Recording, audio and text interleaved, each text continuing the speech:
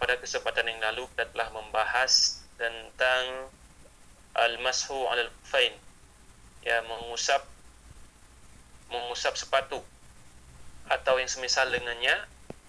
Mungkin sekarang jauh roben, ya, penggunaan dua kaus kaki, ataupun bisa juga sepatu dalam keadaan tertentu ketika pergi ke tempat-tempat yang susah untuk membuka sepatu, mendaki kah, atau pergi ke pantai dan seterusnya. Kemudian setelahnya Syekh membahas suatu bab, pasal. Bismillahirrahmanirrahim. Faslun at-tayammum wa ahkamuhu. Pasal tentang tayamum dan hukum-hukumnya. Ya, tayamum dan hukumnya. Bagaimana hukum tayamum? Ya, tentunya yang perlu kita pahami, tayamum itu secara bahasa artinya niat, ya. Secara bahasa Arab, kata tayamum ini berarti niat. Allah Subhanahu wa taala berfirman dalam surah Al-Baqarah, wa la tayammamul khabitha minhu tunfiquna wa lastum bi'akhidhihi illa an tughmidu fihi. Allah menjelaskan tentang orang-orang yang bersedekah, yang tidaklah mereka bersedekah melainkan dengan harta yang mereka tidak ingin lagi. Sedekah makanan yang mereka sebenarnya ingin buang, daripada dibuang mereka sedekahin saja. Sedekah dengan pakaian yang sebenarnya mereka ingin buang, namun daripada dibuang sedekahkan saja. Allah mengatakan wala tayammamu, janganlah kalian sengaja, ya, berniat khabith, sesuatu yang buruk, minhu tunfiquna wa lastum biakhirih. Kemudian dengan sesuatu yang buruk tersebut kalian infakkan, padahal kalian sendiri tidak mau mengambilnya melainkan dengan memejamkan mata. Maka para ulama kita mengatakan tayamum secara bahasa artinya ialah niat, ya. Adapun secara hukum syar'i, apa yang dimaksud dengan tayamum? Tayamum ialah memakai turab ataupun tanah yang suci, ya, tanah yang suci pada wajah dan kedua tangan sebagai ganti daripada wudu dengan syarat-syarat tertentu. Tentunya tayamum merupakan amalan dalam Islam sebagai pengganti wudu apabila terdapat hal-hal yang membolehkan penggunaan tanah tersebut. Ya, bukan serta-merta kita boleh, misalkan seseorang boleh memilih antara saya mau wudu atau saya mau tayamum, tidak boleh seperti itu. Tayamum baru boleh kita laksanakan ketika wudu tidak boleh atau tidak mampu kita laksanakan disebabkan sebab-sebab tertentu. Jadi bukan pilihan yang dengan senang hati kita boleh milih tayamum atau memilih wudu. Kemudian ikhwati fillah azakumullah jami'an, yang perlu kita ketahui bahwasanya tayamum merupakan salah satu bentuk taisir, ya, merupakan bentuk kemudahan yang Allah berikan kepada hamba-hambanya yang belum Allah berikan kepada umat-umat sebelum kita. Jadi tayamum merupakan amalan khusus dari umatnya Rasulullah SAW, sedangkan umat-umat sebelum kita tidak ada yang namanya tayamum. Adapun amalan-amalan yang lain, misalkan puasa, orang Yahudi berpuasa, orang-orang Nasrani pun berpuasa, ya, namun tentunya dengan tata cara dan waktu-waktu yang berbeda. Namun tayamum tidak terdapat pada syariat sebelum kita, hanya terdapat pada syariat Rasulullah SAW. Sehingga dalam hadisnya Rasulullah SAW mengatakan, u'titu khamsan lam yu'tahunna ahadun qabli. Aku diberikan oleh Allah Subhanahu wa taala 5 hal, kata Rasulullah, yang 5 hal tersebut tidak Allah berikan kepada siapapun sebelum diriku. Di antara 5 hal tersebut, kata Rasulullah, wa ju'ilat liyal arda tahuran wa masjida.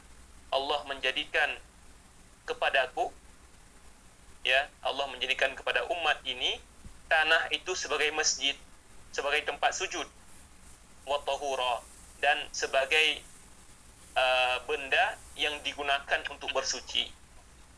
Jadi umat ini Allah berikan kemudahan, tanahnya Allah jadikan suci bagi mereka, mereka boleh sujud di atas tanah dan boleh bersuci dengan menggunakan tanah. Sehingga ini merupakan salah satu kekhususan bagi umat Islam, yaitu dengan ibadah tayamum ini. Kemudian para ulama, ikhwati fillah azakumullahu jami'an, mereka berselisih pendapat tentang apakah tayamum itu rafi' atau kita bahasakan Indonesia saja ya. Apakah dia mengangkat hadas?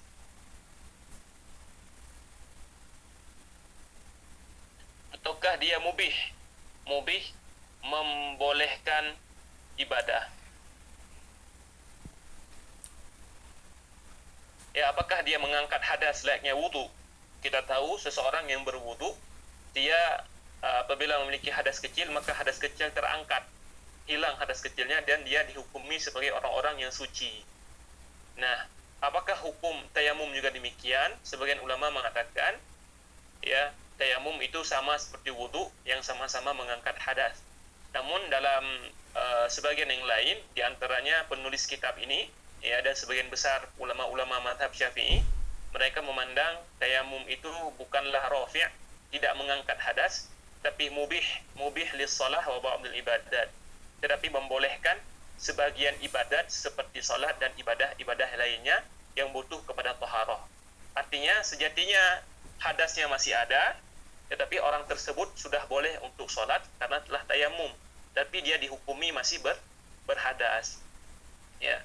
Kenapa demikian? Kenapa para ulama membahas ini? Nanti ada hal-hal yang berkaitan dengan ada hukum-hukum yang datang berurutan atau disebabkan hukum ini. Bagi yang mengatakan misalkan tayamum itu mengangkat hadas, maka dia boleh tayamum sekali saja dan digunakan untuk beberapa kali sholat misalkan, dan boleh tayamum sebelum waktu sholat dan seterusnya. Namun bagi yang mengatakan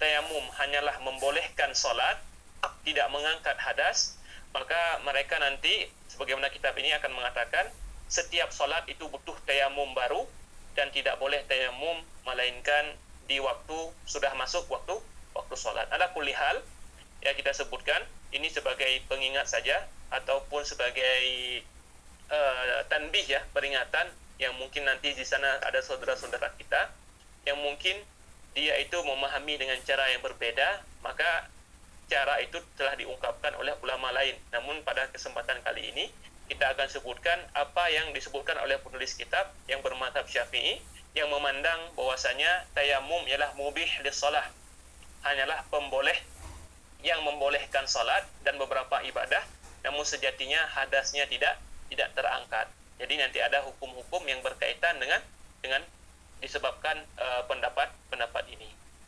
Tukhati fillah azakumullahu jami'an. Syekh menyebutkan wa syara'itut tayammumi khamsatu asya'a. Bagi orang yang ingin bertayamum, maka tidak boleh ia bertayamum melainkan dengan 5 syarat. Syarat, ulama usul fiqh mengatakan ma yalzamu min adamihi adamun wala yalzamu min wujudihi wujud wala adamun bi nafsihi, yaitu sesuatu yang apabila syarat ini tidak ada, pasti yang disyaratkan tidak ada, ya, itu syarat. Dan apabila syarat ini ada, belum tentu yang disyaratkan itu ada. Kita katakan misalkan syarat untuk sholat ialah taharah atau berwudu misalkan. Ya, seseorang yang tidak berwudu pasti tidak diterima sholatnya. Namun bukan setiap orang yang berwudu itu tentu sholat.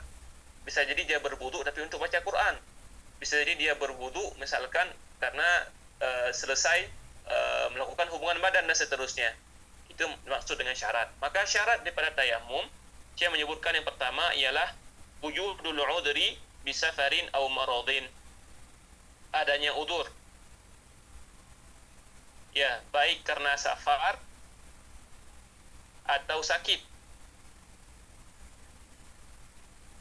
Allah Subhanahu wa berfirman, "Wa in kuntum marda aw 'ala safarin aw jaa'a ahadun minkum minal ghaa'iti aw lamastumun nisaa'a falam tajidu ma'an fatayammamu sa'idan thayyiban." Apabila kalian sedang sakit, kata Allah, atau kalian berada dalam safar, atau kalian keluar dari ghaid, tempat buang hajat.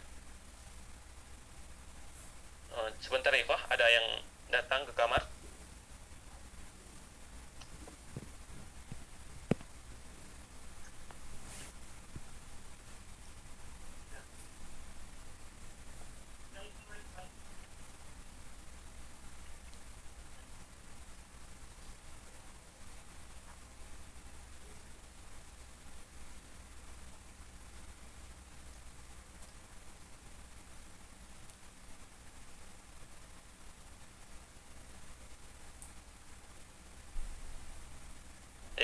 Kita lanjutkan. Afwan, ada orang yang datang tadi. Kita ulangi tadi.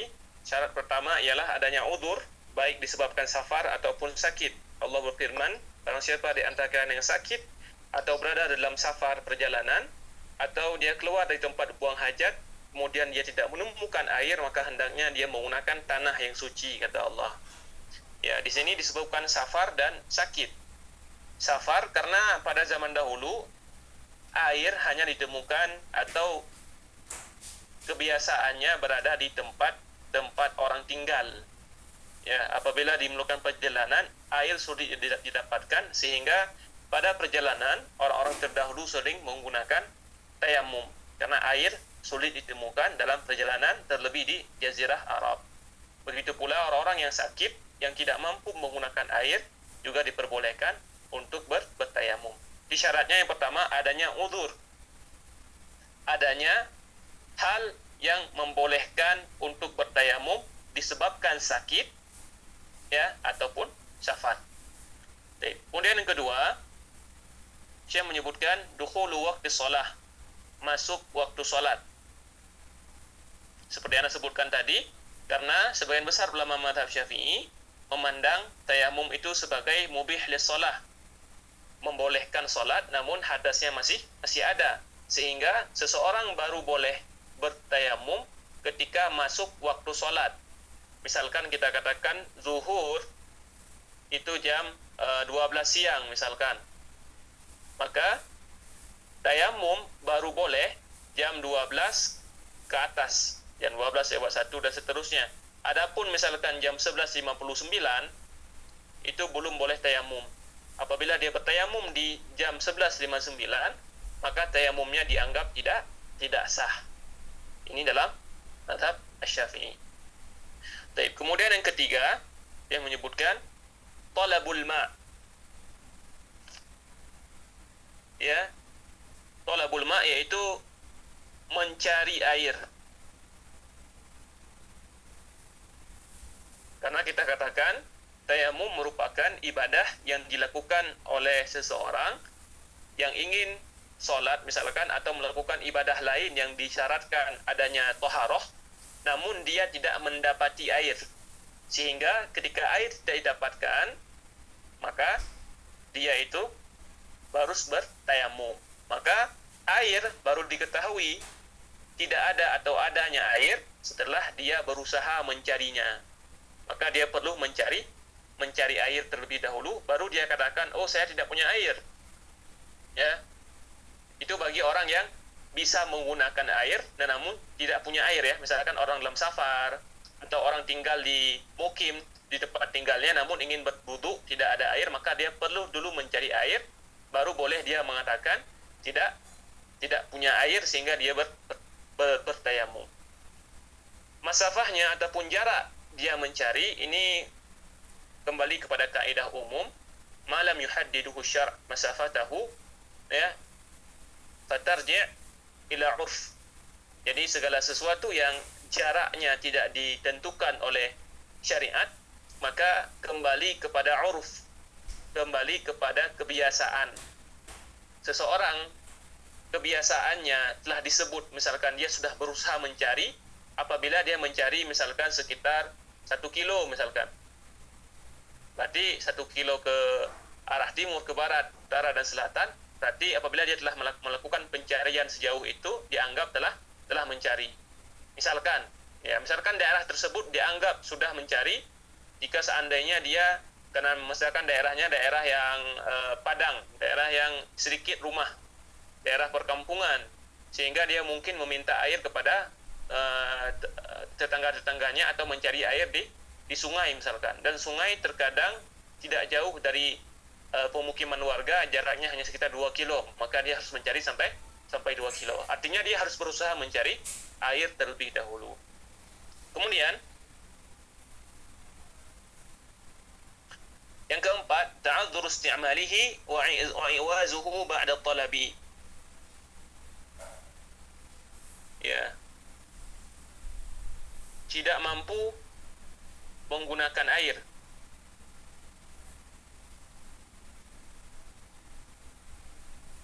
wa ihtiyazuhu ba'da talabihi, dan kebutuhannya terhadap air, dan hajatnya terhadap air.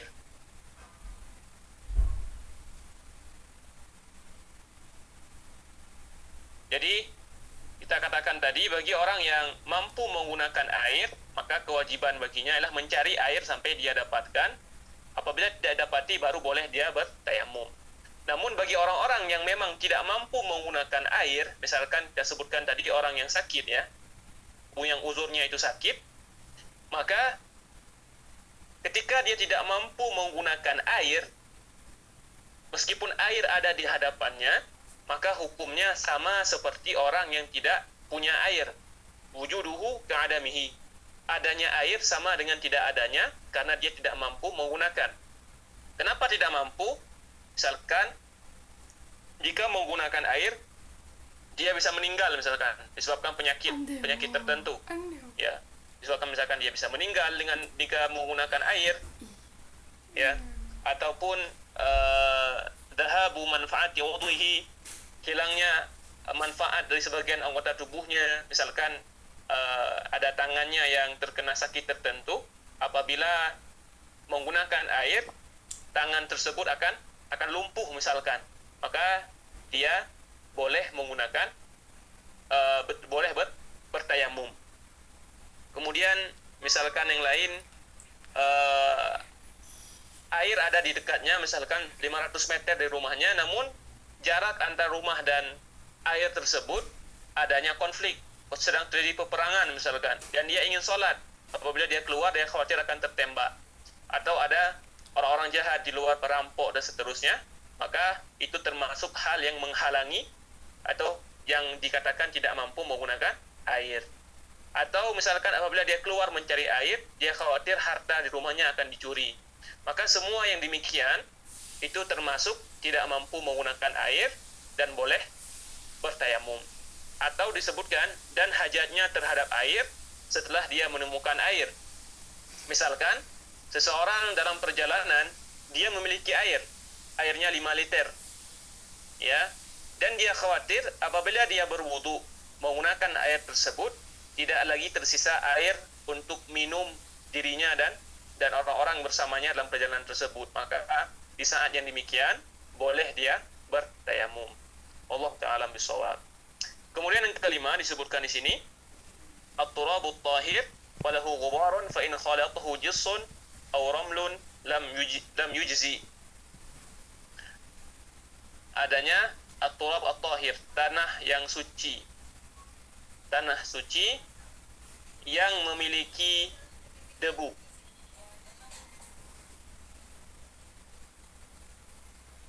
Ya, ini disebutkan fa in khalatahu jissun aw ramlun lam yujzi. Apabila tanah tersebut bercampur dengan jils. Jils itu secara bahasa diartikan secara gips ya. Gips mungkin lebih ke bahan semen, seperti batu-batuan kapur seperti itu, atau ramlun, atau bercampur dengan, atau tanahnya itu berupa pasir. Maka dalam pendapat penulis kitab ini mengatakan yang demikian itu tidak boleh. Tidak boleh. Harus tanah yang ada debunya, tanah suci yang ada debunya. Meskipun jumhur ulama memandang bahwasanya untuk tayamum boleh menggunakan apa saja yang berada di atas muka bumi. Ya, karena kalimat as-sa'id artinya segala sesuatu yang nampak di muka bumi, baik itu batu, baik itu tanah, baik itu pasir dan seterusnya. Allah Ta'ala alam.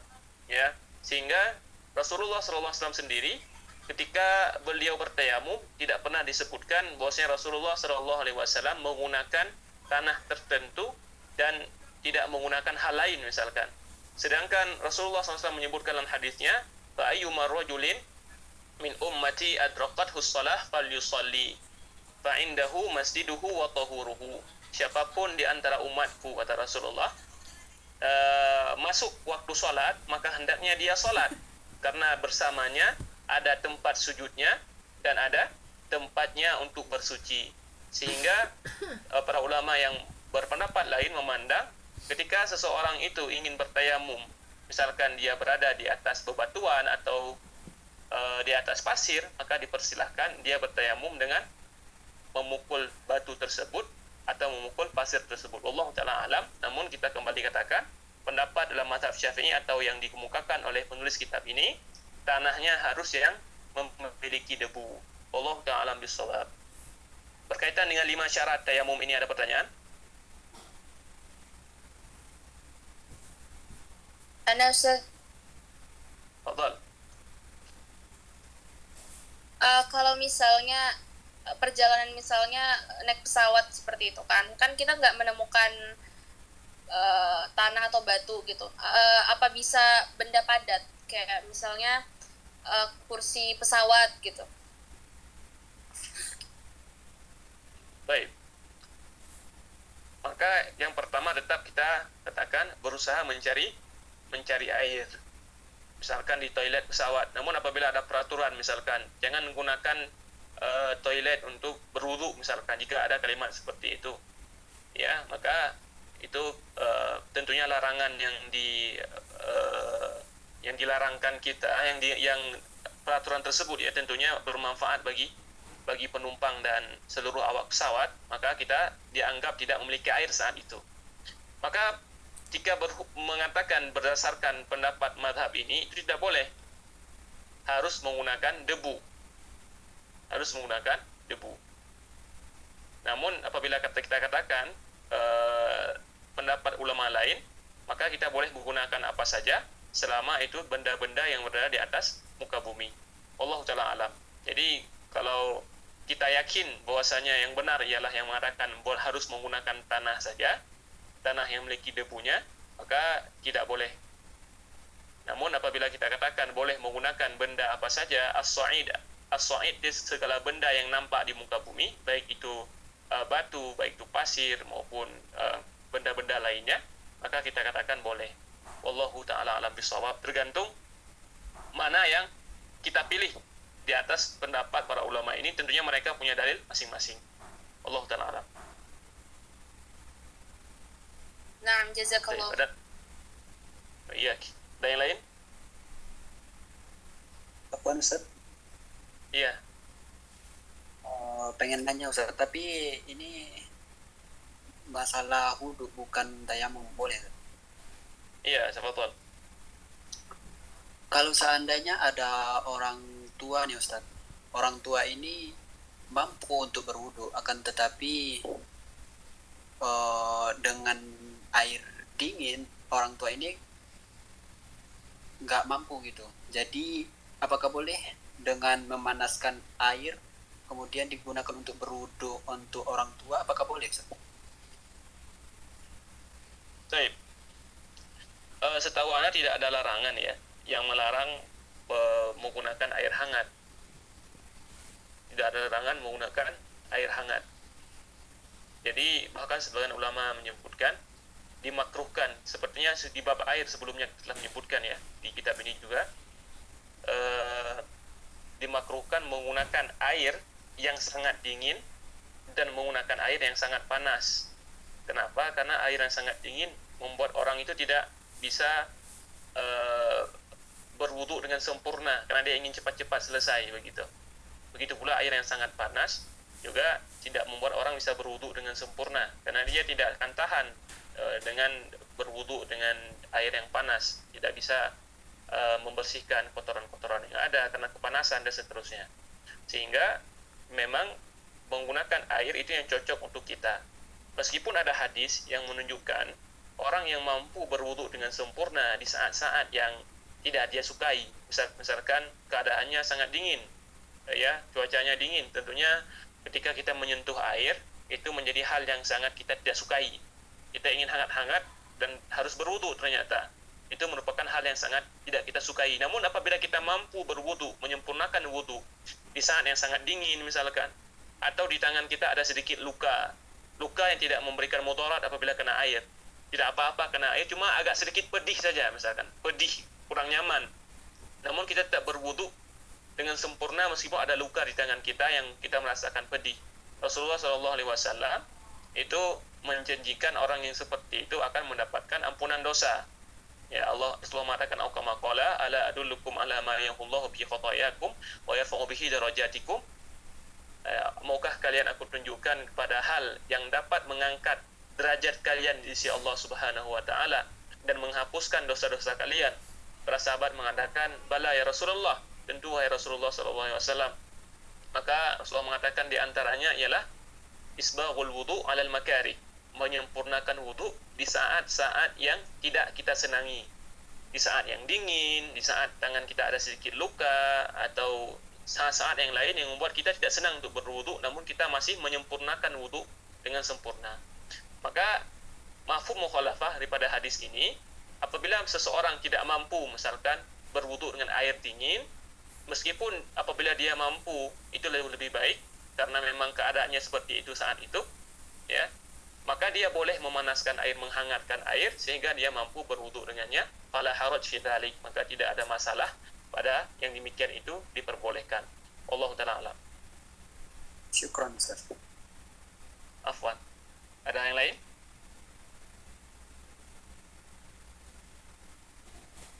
Baik. Boleh direct kita lanjutkan. Kemudian Syekh melanjutkan wa faraiduhu arba'atu asya. Fardu wudu, hal-hal yang diwajibkan dalam dalam tayamum itu ada 4. Fardu tayamum ada 4 yang disebutkan dalam kitab ini berdasarkan pemahaman dalam mazhab Asy-Syafi'i. Ada 4 fardu tayamum. Yang pertama tentunya ialah niat. Tentunya adalah niat, karena niat ini yang membedakan antara ibadah dengan selain ibadah. Apalagi misalkan mungkin apabila orang-orang kafir melihat ya kaum muslimin bertayamum, mukul-mukul debu misalkan, ya mungkin dalam pandangan mereka ma huwa illa abad gitu kan. Jadi mungkin dalam pandangan orang kafir, ya ini kan hanya sekedar kayak anak kecil main-main debu. Tidak ada bedanya. Ya anak kecil main debu sama kaum muslimin yang sudah dewasa yang melakukan ibadah tayamum. Ya, maka hal yang sangat dibutuhkan yang membedakan antara perbuatan kita sebagai ibadah, yaitu disebut tayamum, atau perbuatan anak kecil yang disebut main-main debu, ialah niat. Maka butuh niat ya untuk membedakan antara ibadah kita dengan selain ibadah. Berniat, kenapa kita memukul debu, mengambil debu yang kita bertayamum? Ya karena kita ini diperintahkan oleh Allah Subhanahu wa taala, barang siapa yang tidak punya air, maka hendaknya dia bertayamum dengan cara demikian dan demikian. Maka ini yang harus kita selipkan di dalam hati kita.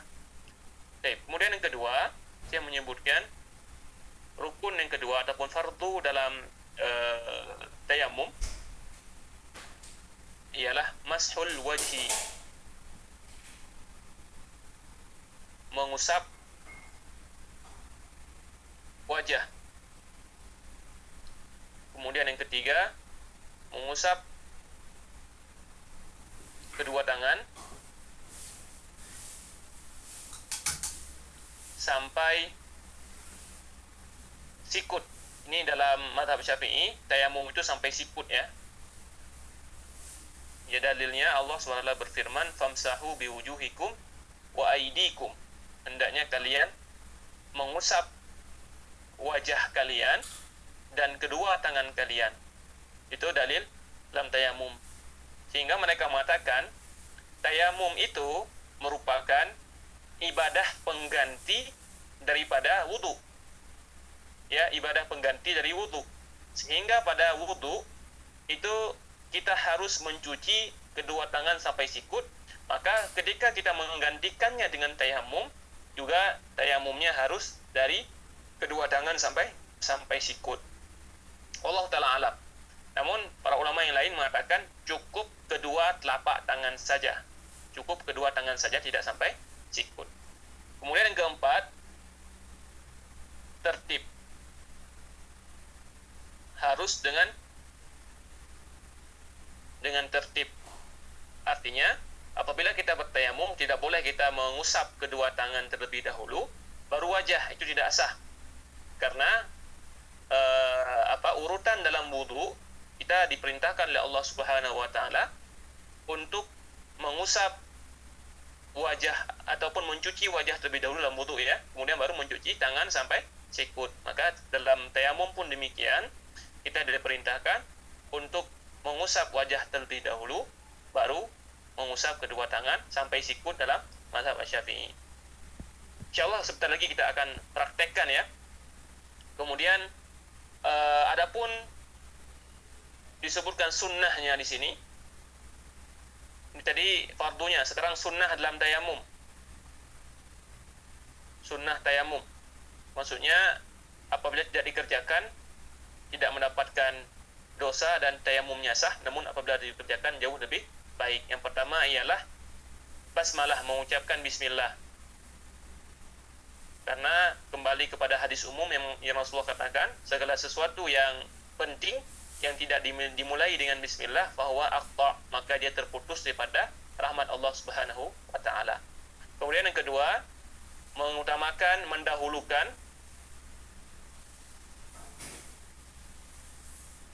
kanan dari kiri. Jadi ketika kita mengusap tangan itu dimulai dengan tangan kanan terlebih dahulu. Kemudian yang ketiga, mualah. Mualah yang kita katakan berkesinambungan, ya, artinya tidak ada fasil, tidak ada yang jeda di antara mengusap wajah dengan mengusap kedua tangan. Mualah, berkesinambungan, tidak ada jeda di antara mengusap wajah dan mengusap tangan sampai sikut. Baik. Kita praktekkan ya bagaimana tayamum yang diperintahkan dalam syariat kita.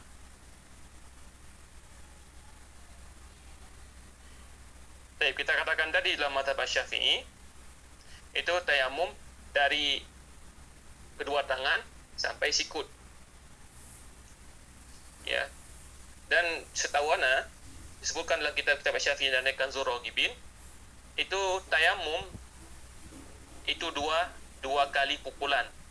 Meskipun sebagian ulama yang lain mengatakan sekali pukul saja berdasarkan hadis daripada Ammar bin Yasir yang dikeluarkan oleh Imam Bukhari dan Muslim, innama yakfi an taqula bi yadayka hakadha darbatan wahidah, ya, cukup sekali saja. Namun dalam hadis yang lain Rasulullah juga mengatakan at-tayammu darbatun lil wajhi wa darbatun lil yadaini ila al mirfaqaini.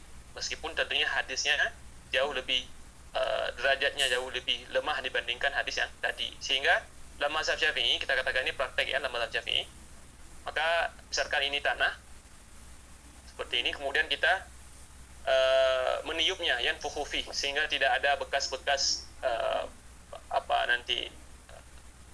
pasir atau batu-batu kecil yang dapat melukai wajah. Ditiup seperti itu. Kemudian dia menggunakannya untuk mengusap wajahnya, dan kita katakan wajah dari tempat tumbuh rambut orang normal sampai tempat tumbuh jenggot dan dua sisi telinga. Maka kita mengusapnya seperti ini. Seperti itu, ya. Bagi yang mengatakan ada dua, di antaranya dalam mazhab Syafi'i ada dua kali pukulan, maka kita pukul sekali lagi, dan tiup lagi. Maka kita gunakan tangan kiri untuk mengusap bagian ini, tangan kanan, ya, tangan kanan seperti ini selesai. Dan tangan kanan kita gunakan untuk mengusap sebelah kiri, seperti ini selesai. Ini bagi yang mengatakan dengan dua kali pukulan dan mengusapnya dari tangan sampai sikut. Adapun pendapat ulama yang lain, Allah Ta'ala dan ana lebih condong ke sini ya, berdasarkan kesahihan hadisnya, dan banyak sekali pendapat yang mengatakan dengan cara yang seperti ini, yaitu cukup dengan sekali pukulan saja, ditiup, kemudian dibasuh wajahnya seperti ini. Ini tangan kanan ya, tangan kiri, maka kita gunakan tangan kiri begini saja, kemudian tangan kanan kita basuh yang kiri seperti ini, kita usap sebelah kiri seperti ini saja, selesai. Kenapa bagian depannya tidak lagi diusap? Karena bagian depannya telah kita telah mengenai tanah tadi, telah mengenai debu ketika kita mengambil debu. Sehingga kita ulangi, dipukul sekali, ditiup, kemudian wajahnya diusap seperti ini. Tangan kiri digunakan untuk mengusap sebelah kanan bagian atas tangan, kemudian tangan kanan kita gunakan untuk mengusap sebelah kiri. Selesai. Hanya begitu saja. Allahu ta'ala bisawab. Yang mana ingin dipraktekkan dipersilakan. Kedua-duanya ada hadisnya masing-masing, dua-duanya diperbolehkan. Allah ta'ala bisawab. Ada yang ingin tanyakan?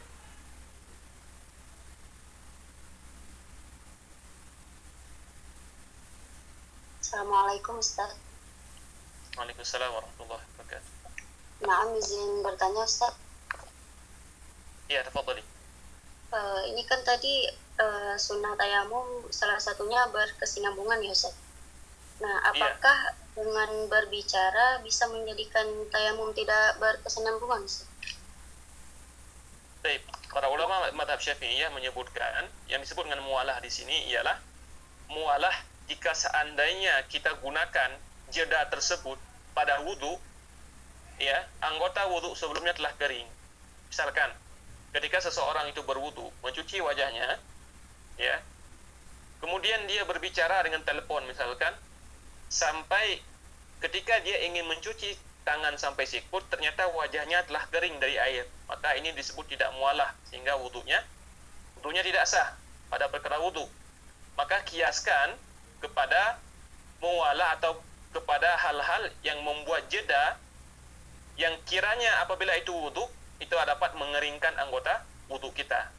Misalkan seseorang apabila dia bertayamum sambil berbicara kemudian tetap lanjut, yaitu tidak bermasalah, meskipun tentunya tidak disunnahkan untuk berbicara di sini, atau lebih baik tidak berbicara di saat berwudu atau di saat bertayamum. Namun apabila dia berbicara, mulutnya berbicara namun tangannya tetap masih melakukan tayamum, maka tidak bermasalah. Yang bermasalah ialah adanya jeda yang apabila seandainya itu adalah wudu, anggota wudu itu akan kering disebabkan jeda tersebut. Dia setelah cuci muka makan dululah, atau setelah cuci muka nelpon pakai HP, sehingga anggota wudunya telah kering baru dia ingin lanjutkan, maka yang demikian yang tidak boleh. Allah ta'ala bisawab. Ada lain? Jika tidak ada, kita lanjutkan.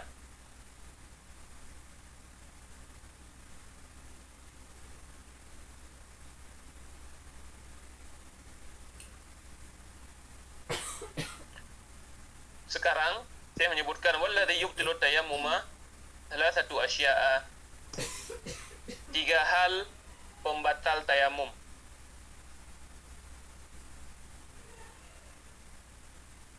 Yang pertama, kullu ma abtalal wudu. Disebutkan segala hal yang membatalkan wudu.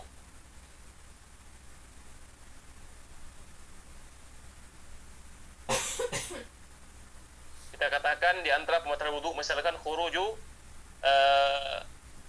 syai'in min ahadis sabilain, keluar sesuatu di antara dua jalan.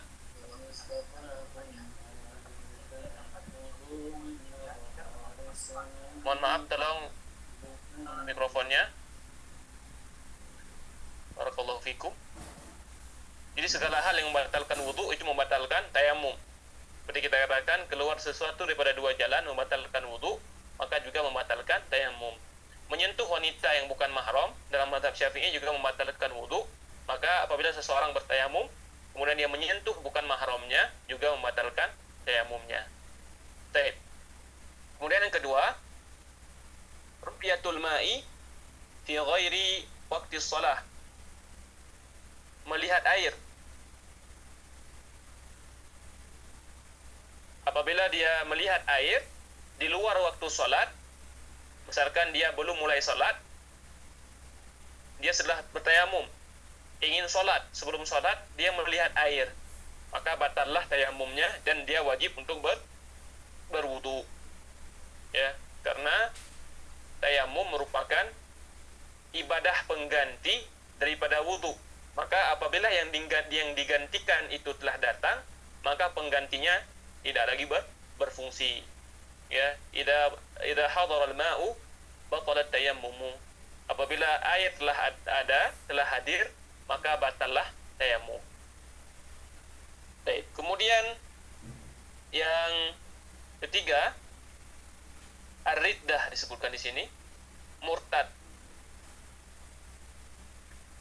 Murtad itu membatalkan tayamum. Kenapa demikian? Karena murtad keluar daripada Islam ialah yuhbitu jami'a a'mal as-salihat. Keluar daripada Islam itu memusnahkan, ya, menghancurkan atau membatalkan semua pahala amalan-amalan soleh seseorang. Maka di antara amalannya di sini ialah tayamumnya. Maka ketika dia keluar dari Islam, batallah seluruh amalannya, dan di antaranya batal tayamumnya. Baik. Ada pertanyaan di sini?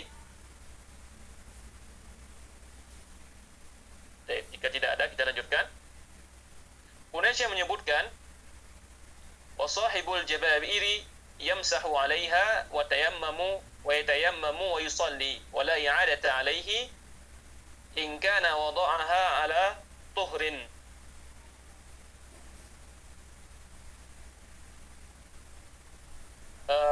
Sekarang pembahasan tentang orang yang menggunakan jabirah. Jabirah jamaknya jabair, ya. Jabirah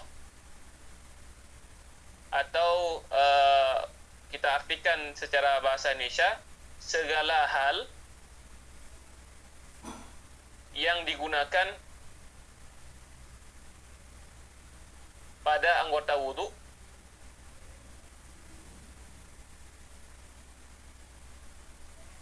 disebabkan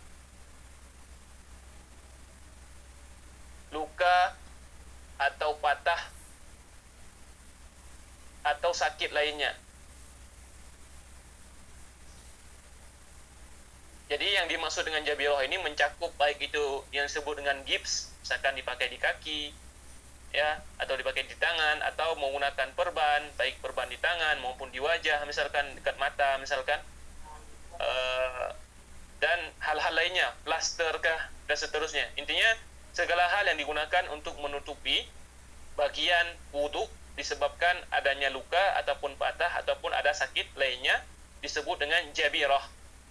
Lantas bagaimana jika seseorang menggunakan jabirah tersebut dalam keadaan dia ingin sholat? Tentunya dia harus berwudu. Maka dalam pendapat mazhab Syafi'i, yang pertama yang harus diperhatikan, ketika seseorang menggunakan jabirah tersebut harus dalam keadaan suci. Misalkan seseorang patah tangan, maka sebelum dipasang gips, jika dia mampu, hendaknya dia berwudu terlebih dahulu, seperti itu. Baru dipasang gipsnya. Mereka mengkiaskan terhadap mashu alal khuffain, mengusap sepatu. Sepatu baru boleh diusap ketika orang yang menggunakan sepatu telah sempurna wudunya. Maka orang yang menggunakan jabirah atau gips misalkan, atau perban, juga harus bersuci terlebih dahulu, baru dia menggunakan gips tersebut. Ya. Apabila dia tidak menggunakannya dalam keadaan suci, maka jika dia mampu untuk melepasnya, dia lepas terlebih dahulu, kemudian dia bersuci dan memakai kembali. Namun apabila dia tidak mampu, ini pendapat mazhab Syafi'i, ya, maka ketika selesai masa penyembuhannya, telah selesai misalkan 10 hari ternyata telah sembuh, ketika dia dibuka, maka dia harus mengulang seluruh solat yang dia lakukan selama dia menggunakan gips tersebut. Mohon maaf, barakallahu fikum. Tolong mikrofonnya. Terima kasih.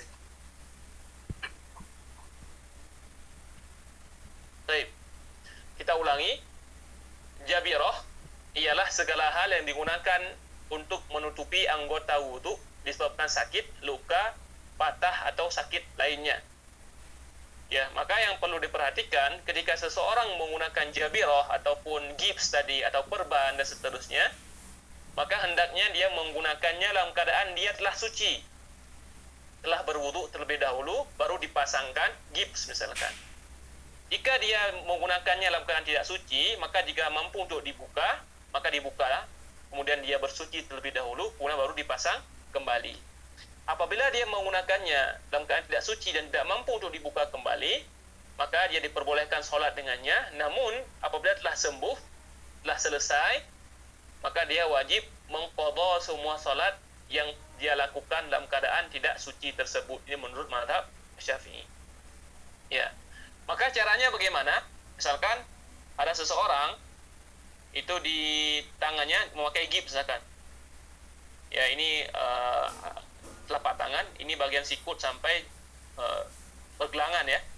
Tangan misalkan ini namanya gips. Bagaimana jika dia ingin sholat atau dia terkena hadas besar misalkan janabah, mimpi basah, atau seorang wanita misalkan selesai pada haid dan seterusnya, maka disebutkan oleh Syekh sini wasahibul jabairi yamsahu 'alaiha. Ketika dia berwudu misalkan. Jika orang berwudu ya, berwudu, dia cuci semua anggota yang bisa dicuci. Misalkan di sini kelihatan tangannya masih kelihatan ya, tidak ada gipsnya. Maka dia wajib mencuci bagian tangan. Wajib dicuci. Maka sebelah sini juga dicuci. Wajah juga dicuci seperti biasa. Wa yatayammamu wa yusalli. Kemudian bagian yang tidak bisa dicuci di sini ini diusap. Dia basahkan tangannya, diusap di atas gipsnya, diusapkan saja. Cukup membasahi tangan tanpa harus adanya air ya, cukup basah saja, diusap di atas gips.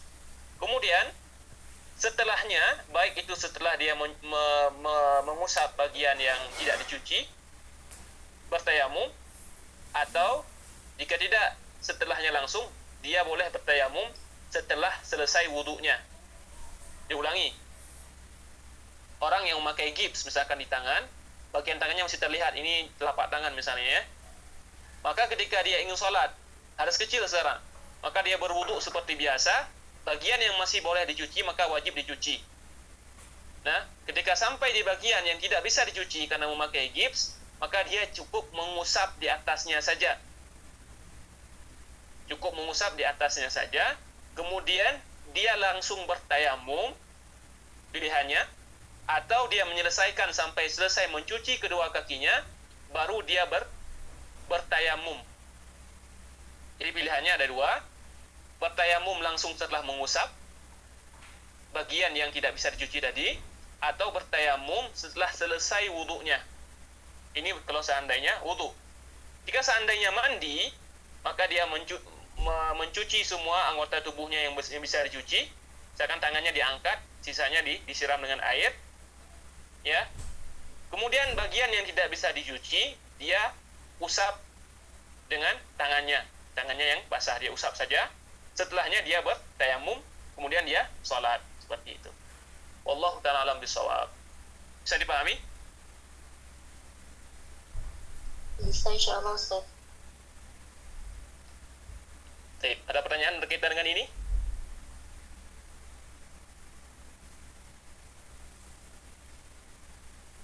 Izin bertanya Ustaz. Ya, tafadhali. Tadi pembahasan mengenai jabirah. Bagaimana jika seseorang memasang kateter Ustaz? Apakah bisa sholat jika sedang menggunakan kateter? Terima kasih Ustaz. Jazakumullah khairan. Baik. Oh iya. Ini tentunya permasalahan kontemporer ya. Pembahasan yang modern. Bagaimana jika dia menggunakan kateter, apakah dia boleh sholat dengan kateter tersebut, apakah dia tidak boleh sholat karena disebabkan adanya najis yang bersama dirinya. Wallahu ta'ala alam, ana tidak menemukan, ana belum tahu ya pembahasan ulama yang membahas tentang hal tersebut karena mungkin ana belum membacanya. Tapi ini pandangan ana pribadi. Jadi jangan dipercaya dulu, silakan ditanyakan kepada ustaz-ustaz yang lain terlebih dahulu. Namun pandangan ana pribadi, dia tetap boleh sholat dengannya. Ya, karena keadaannya yang demikian, dia sedang sakit, kemudian memakai kateter, tidak bisa bergerak, misalkan. Namun masih ingat untuk sholat, itu merupakan suatu anugerah yang luar biasa.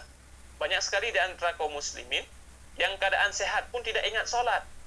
Maka jika ada orang sakit, tapi dalam keadaan sakitnya masih nanya, masih ingat ya, bagaimana saya ingin sholat, apakah boleh atau tidak, maka tentunya ini merupakan keimanan yang luar biasa.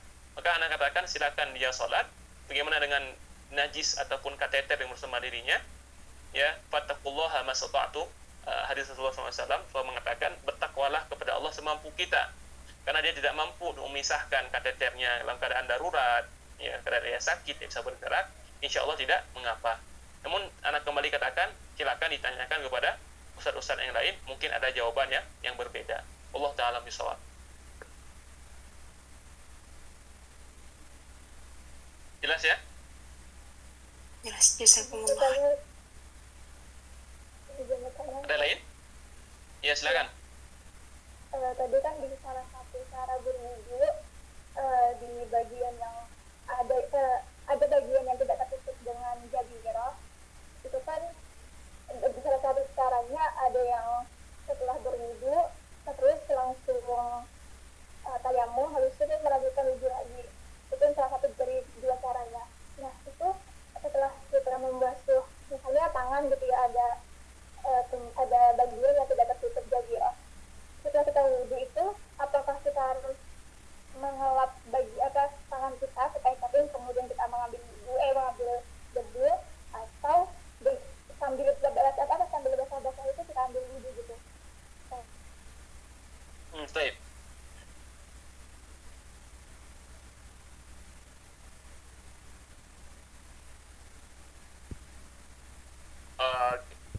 Berdasarkan pembahasan kitab ini tadi ya, kita katakan tadi orang yang menggunakan jabirah, misalkan ini tangan, di sini katakanlah ada gips sampai ke bagian ini misalkan, ini bagiannya masih terlihat, bagian atas tangan juga masih terlihat.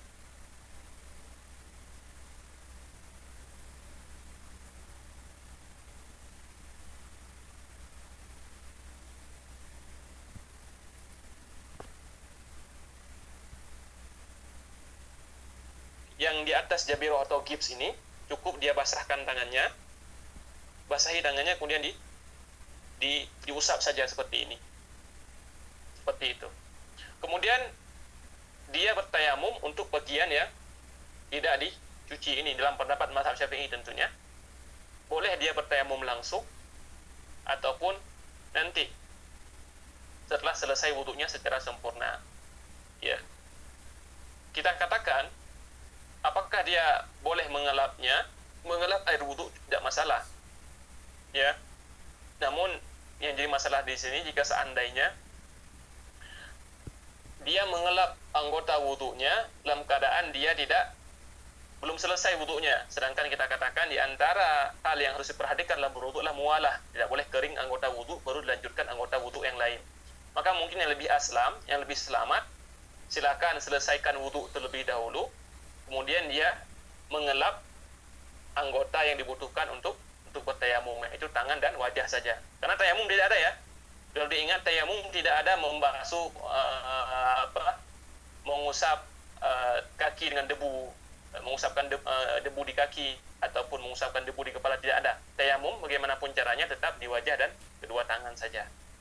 Maka mungkin yang lebih aslam, yang lebih selamat, lebih mudah bagi kita setelah kita berwudu tadi dan mengusap dengan anggota yang tidak bisa dicuci, setelahnya baru kita mengelap anggota wudu yang butuh untuk tayamum, baru kita bertayamum.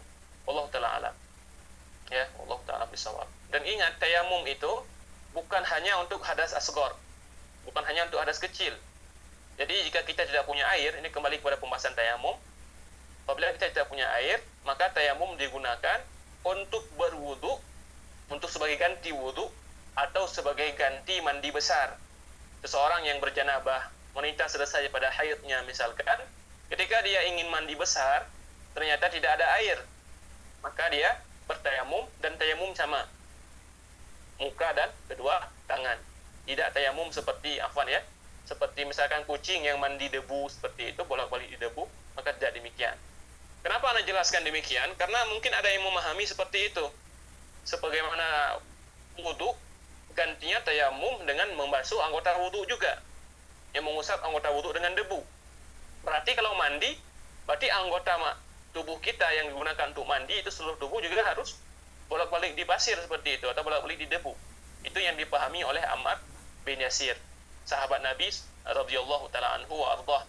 Ketika beliau ya radhiyallahu taala anhu dikirim oleh Rasulullah sallallahu alaihi wasallam untuk sariyah, untuk perang ya. Pasukan kecil dalam peperangan disebut sariyah. Maka satu malam beliau itu berjanabah. Maka ketika beliau berjanabah tidak ada air, sehingga beliau mengatakan fatamarratu fit turabi kama tamarragat dabbah. Maka aku pun ya guling-guling di atas debu sebagaimana seekor hewan guling-guling di atas tanah, seperti itu. Maka ketika beliau sampai ke Rasulullah SAW dan menceritakan apa yang terjadi, Rasulullah SAW mengingatkan kepada beliau caranya cukup hanya dengan menepuk debu dengan tangannya, kemudian mengusap wajah dan kedua tangan beliau, meskipun itu dalam mandi janabah. Allah Ta'ala. Maka kita ulangi kembali tadi, mengeringkan anggota wudhu setelah selesai wudhu tidak masalah. Maka yang lebih selamat, silakan. Berarti kita praktekkan cara yang disebutkan tadi, kemudian dia mengelap anggota tangan, ya, tangan dan wajahnya, kemudian dia bertayamum dan dia salat. Wallahu ta'ala bis-shawab. Ada lain?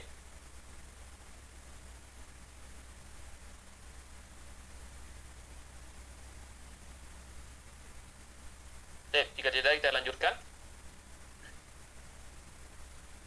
Saya menyebutkan di sini, wa yatayammamu likulli fardhatin yusalli bi tayammumin wahidin ma syaa minan nawafili. Sebagaimana kita katakan dalam penulis kitab ini berpendapat bahwasanya tayamum merupakan mubih ya, bukan rafi'. Sehingga beliau mengatakan setiap orang itu wajib bertayamum setiap salat fardu.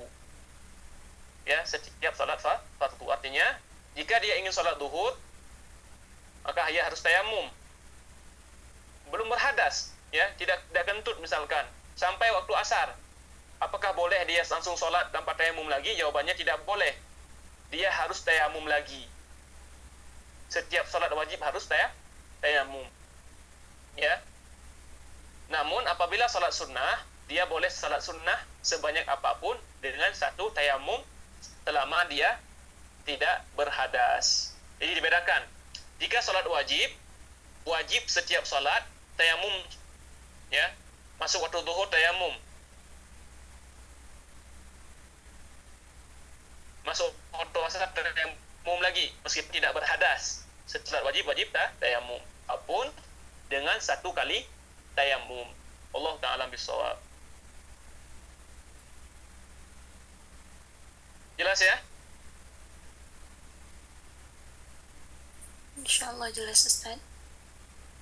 Baik, kita lanjutkan satu bab lagi insyaallah. Kita selesaikan. Ini pembahasan yang lalu sepertinya. Baik. Kemudian saya melanjutkan pembahasannya, faslun bayanun najasat wa izalatiha. Pasal tentang najis dan cara menghilangkannya.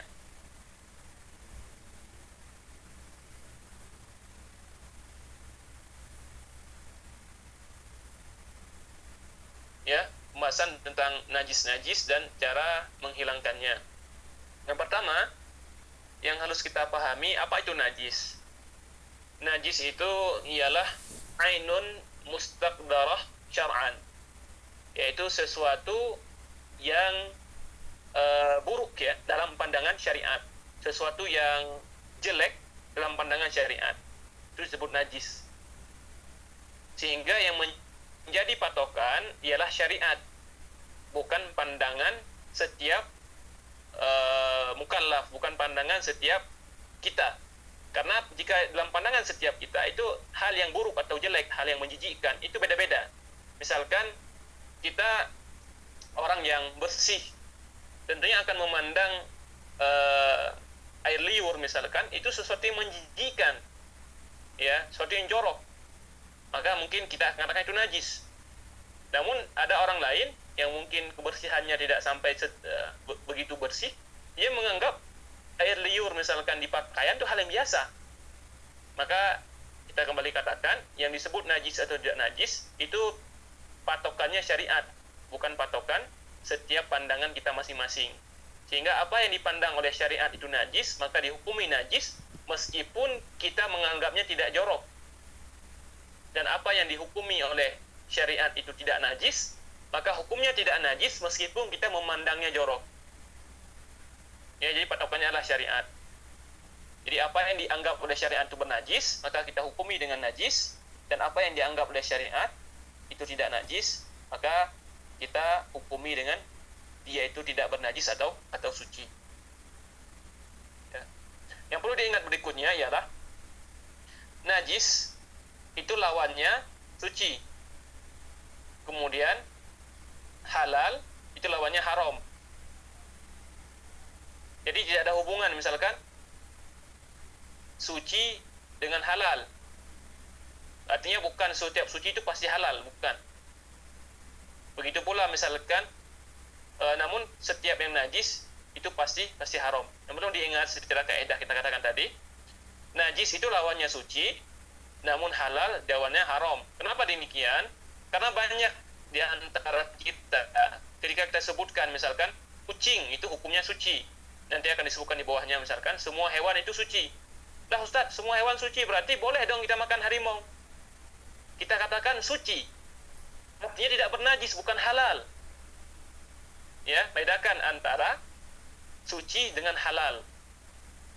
Najis itu lawannya suci, suci itu lawannya najis. Yang lawannya halal ialah haram, bukan najis.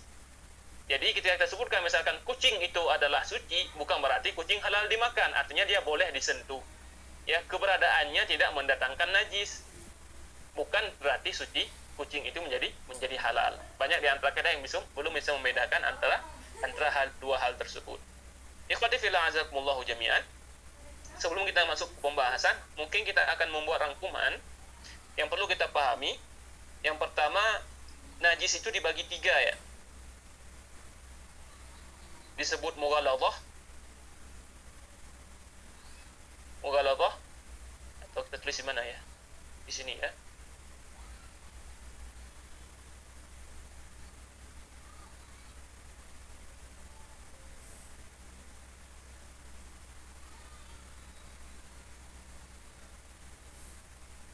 Najis itu ada 3. Yang pertama, mughaladhah atau najis berat. Itu cuma 2. Kalau dalam mazhab ini cuma 2. Kalau mazhab lain mungkin hanya memandang 1 saja. Mungkin kita sebutkan 2 di sini. Najis anjing dan babi. Cara membersihkannya 7 kali, 1 kali dengan tanah. Dicuci 7 kali, 1 kali dengan tanah. Kemudian yang kedua disebut dengan mukhaffafah.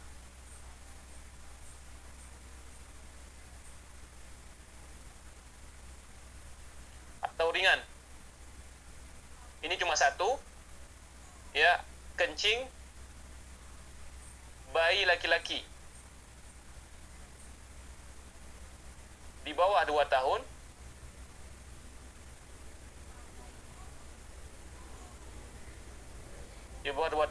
yang hanya minum susu, minum ASI ya. Ini cara membersihkannya cuma diperci air saja. Kemudian yang ketiga, najis mutawassithah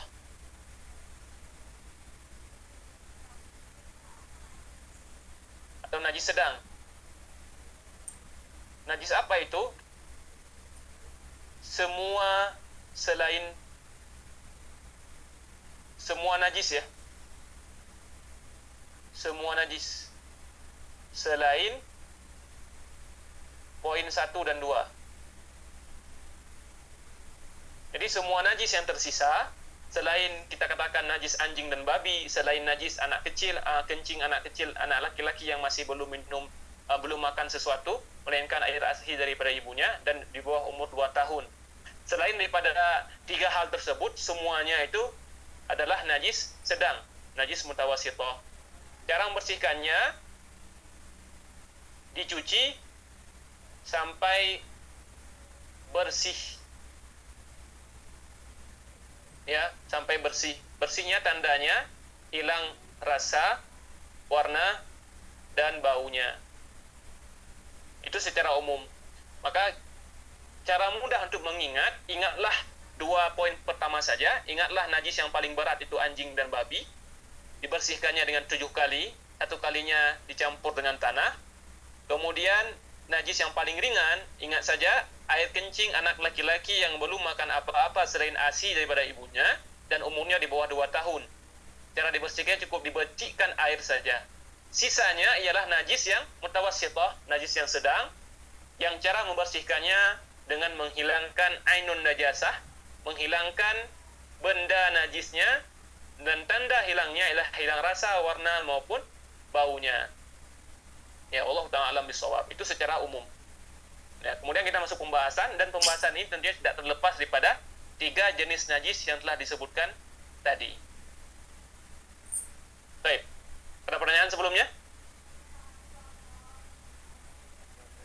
Pak Ustaz, Ya, silakan. mau nanya ini Pak, soal kucing tadi katanya itu kucing suci Pak ya. Ya, Jadi kalau kencing itu Pak, apa suci juga? baik. Itu saja. Gitu juga, kotorannya Pak gitu Pak. Oke. Baik. Ketika kita sebutkan tadi, siapa yang handphonenya bergetar? Tolong ditutup. Baik. Barakallahu fikum. Ya. Baik, barakallahu fikum. Berkaitan dengan kita sebutkan tadi kucing ya. Jadi hadis kucing ini ketika Abu Ayyub Al-Ansari memerintahkan istrinya untuk mendatangkan air wudu, dan Abu Ayyub ketika itu ingin berwudu dengan suatu air yang tersimpan di bejana, ada tempat begitu ya, ada tersimpan air. Abu Ayyub ingin berwudu dengan air tersebut. Istrinya mengatakan, "Wahai Abu Ayyub, aku melihat tadi kucing minum di situ." Ya, sehingga Abu Ayyub mengatakan, "Tidakkah engkau mendengar bahwa Rasulullah bersabda, innaha laysat binajasin, innama hiya minat tawafina alaikum." Sesungguhnya kucing itu tidak bernajis, sesungguhnya kucing termasuk hewan-hewan yang berada di sekitar kalian. Sehingga para ulama membahas hewan-hewan yang berada di sekitar kita, ya, baik itu misalkan sapi, tikus dan seterusnya, su'ruhu tahir. Su'run itu ialah sisa dari apa yang dia makan. Sisa apa yang dia makan. Maka ketika kita katakan kucing itu suci, yang pertama suci badannya. Artinya ketika kita mengelus kucing, itu tidak bernajis. Kemudian su'ruhu, kemudian sisa makanannya. Misalkan ada kucing minum di dalam ember, maka air yang tersisa dari ember yang bekas minum kucing, itu airnya suci. Atau kucing misalkan ngambil ikan di bawah, di atas meja misalkan, dimakan setengahnya, maka sisa setengah itu hukumnya suci.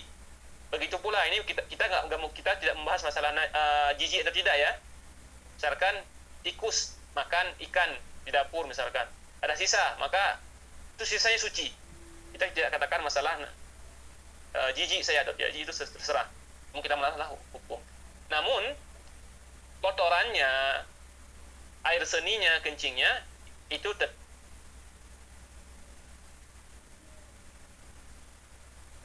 dihukumi najis. Ya, kotorannya, kencingnya tetap dihukumi sebagai najis. Yang suci ialah badannya dan sisa makanannya, seperti itu. Jelas ya? Jelas Pak. Ada satu lagi Pak Ustadz. Ya, silakan.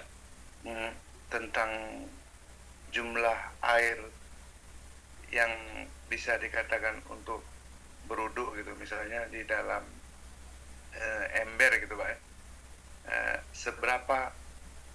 seberapa mililiter air yang cocok kita gunakan untuk berwudu gitu Pak? Oh, maksudnya jangan sampai berlebihan Di begitu. bejana gitu, airnya nggak begitu banyak gitu. Ya, maksudnya ini yang dimaksud boleh berwudu dengannya atau yang menyebabkan Ya. airnya malah musta'mal atau tidak musta'mal? Ya gitu Pak Ustadz, maksudnya seberapa ukuran air yang diperbolehkan untuk berwudu, atau seberapa minimalnya gitu, berapa liter? Taib. Ya, Rasulullah SAW mengatakan kepada kita dalam hadisnya, fima ma'nahu, beliau mengatakan, janganlah kalian itu berlebihan, wala tusrif fil ma' walau kunta ala nahrin jar. Janganlah kalian berlebihan menggunakan air meskipun kalian berada di samping sungai yang mengalir. Sehingga disebutkan oleh para sahabat Rasulullah sallallahu alaihi wasallam, kana yatawaddau bimuddin minal ma'. Satu mud air. Satu mud itu disebutkan, misalkan ini telapak tangan orang normal ya. Misalkan telapak tangannya. Dua telapak tangan kalau kita gabungkan untuk mengambil air, itu disebutkan satu mud. Misalkan Bapak ini mengambil tangannya digabungin, kemudian ambil air.